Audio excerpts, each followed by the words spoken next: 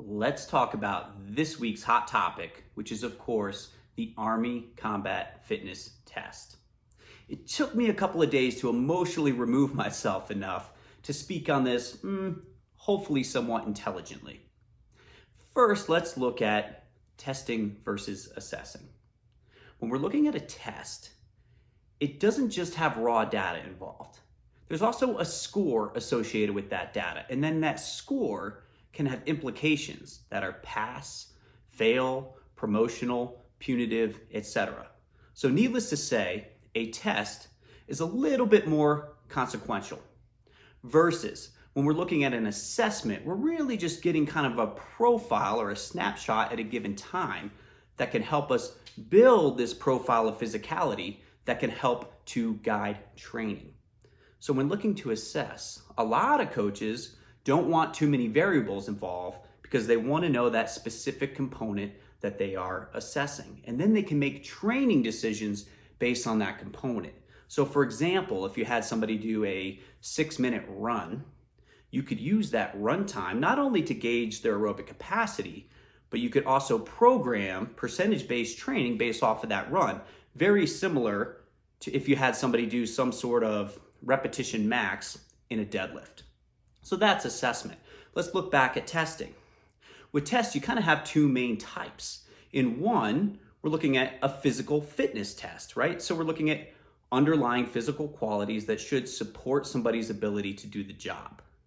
Now, the issue with that, of course, is that you're twice removed from the job itself. So it's hard to tell somebody, hey, you can't be a soldier because you couldn't do enough push-ups. And so you're really having to work to connect that test to the job itself, especially if you're going to have pass-fail implications. Now let's look at a job simulation test. Now the good news there is it starts to look and feel like the job. The bad news is if somebody fails, you don't necessarily know why because there's too many variables involved. Let's take, for example, a rope climb. If somebody fails to climb a rope, say in kit, and then you decided that was one of the main soldiering tasks they had to be able to perform, and therefore they fail the test. Okay, they can't do the job. But why? What do we need to target now?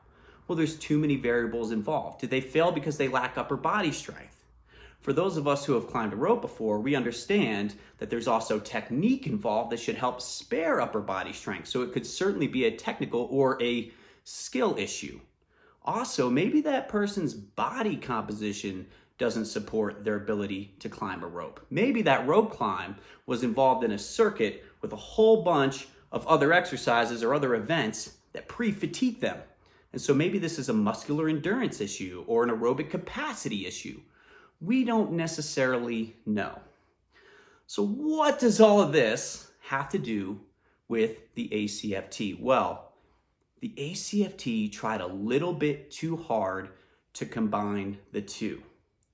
In a perfect world, you have your job simulation tests and you have your assessment of underlying physical qualities, and they live independently so that one can help to support the other.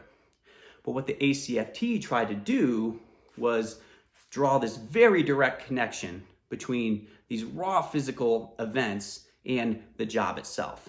And what we kind of know is when you try to beat everything, a lot of times you sort of end up achieving, unfortunately, nothing, right? What do you get instead? You get a watered down job simulation test that has something like a sprint drag carry, which, yeah, it starts to look and feel like the job, but there's too many variables going on for you to know why someone would pass or fail that event.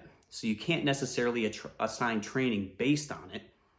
And at the same time, that doesn't require nearly the same amount of physicality as the actual job tasks that they're trying to mimic, right? Like how heavy is the dummy versus how heavy is the human body in real life?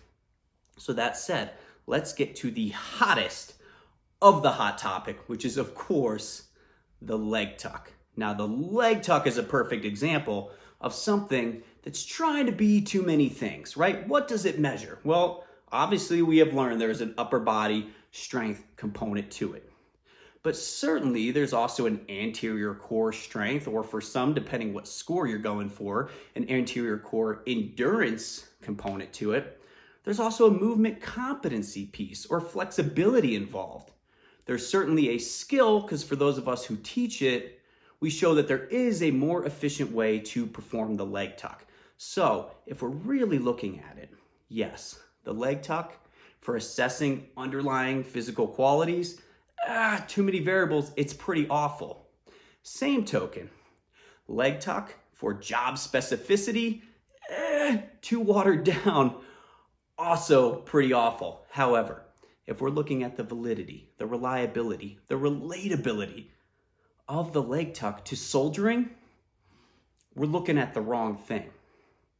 What it has become instead transcends its existence as an event. It has become a cultural symbol. It has become a measurement of a soldier's give a shit.